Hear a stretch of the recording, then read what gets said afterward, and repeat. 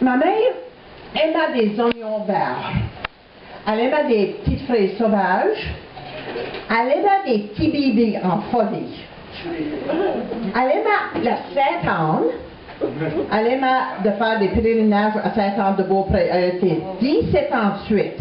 Puis la dernière été qu'elle était à Sainte-Anne, le monde qui était sur l'autobus avec elle m'ont dit que quand l'autobus a laissé le stationnement pour retourner à la baie Sainte-Marie, elle a baissé la vitre, puis elle a cassé, puis elle a eu fait bye Sainte-Anne, on se verra au paradis. Puis l'année d'après, ma mère est décédée, puis évidemment, rencontré Sainte-Anne. Ma mère aimait coudre, elle aimait piquer des courroies, puis elle détestait de la grogue, puis elle aimait poindre à côté des vaches dans le parc à Beluat. Puis une autre chose qu'elle aimait faire, c'était des jeux raides. Elle aimait poindre des jeux raides. Elle a été née avec des jeux raides. Elle a grandi avec des jeux raides. Elle s'est mariée avec des jeux raides. Elle a eu 10 enfants, nous avons tous eu des jeux raides. On ne sait pas vraiment pourquoi que ma mère aimait tellement faire des jeux raides. Moi, je pensais que c'est à cause que ma tante Priscille, sa sœur, avait justement les jeux, justement frisé une petite miette. Peut-être que ma tante Priscille était justement une petite miette de plus belle que ma mère. Ma mère me contait que quand elle avait 12-13 ans, elle s'avait trouvé dans le grenier chez elle un fer pour se friser les cheveux. Elle avait justement besoin de le mettre sur le poêle à bois, de le faire réchauffer, puis ça frisait un petit. Ça fait un bon dimanche matin, avant que la famille laisse pour la messe. Mes parents habitaient dans la paroisse des Concessions, puis mon grand-père était très, très religieux, très strict. Mais à l'époque, il y avait la seule automobile à la baie Sainte-Marie, c'était une Model A.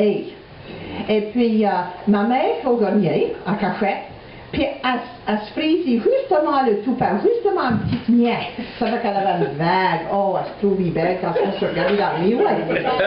Puis là, c'était elle qui est rentrée dans l'automobile la dernière. Puis quand elle s'est assise dans le siège de j'ai fait pas mal du temps. Ah oui, oui. Elle s'est assise dans le siège de derrière, et puis son père la voit dans le miroir.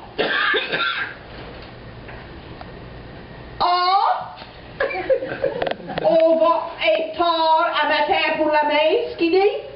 Parce que la petite orgueilleuse dans le siège de derrière va s'en aller à la maison, puis elle va mouiller ses jouets, puis elle va looter cette vague-là dans sa tête.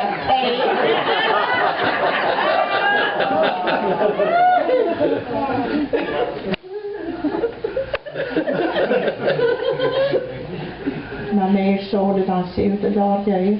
Elle s'en va dans le logis après elle peigne, elle mouille, elle se peigne et elle rentre dans l'automobile avec les yeux tout trempés, raides, tout le fort. Après qu'elle a commencé à avoir des petites filles, elle a commencé à dire, oh, j'aimerais assez que vous ayez les cheveux frisés. Puis si que ça donnait de rencontrer un petit gars qui avait les cheveux frisés, elle disait, oh, regardez-moi les beaux cheveux, oh, c'est de valeur que c'est pas sur une tête de petite fille. Puis dans les 1950, ma mère a trouvé une solution au magasin, au coin du Crusoe. Ça, c'était la franc-vérité, c'était d'une tube. On va utiliser ça en français, mais je viens de la baie Sainte-Marie, ça fait que je suis.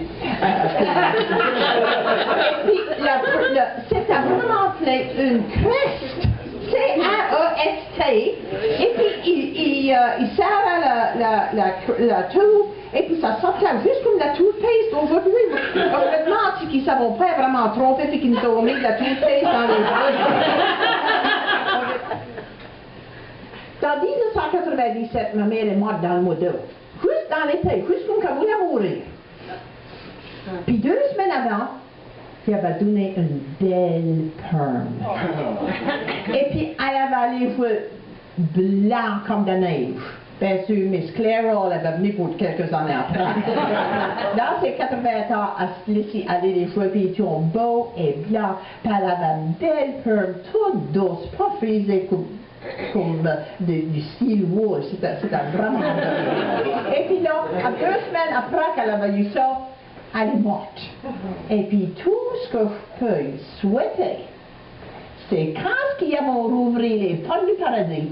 C'est Saint-Pierre qui va venir la rencontrer, puis pointe son père parce qu'il m'a pas des voix frisées.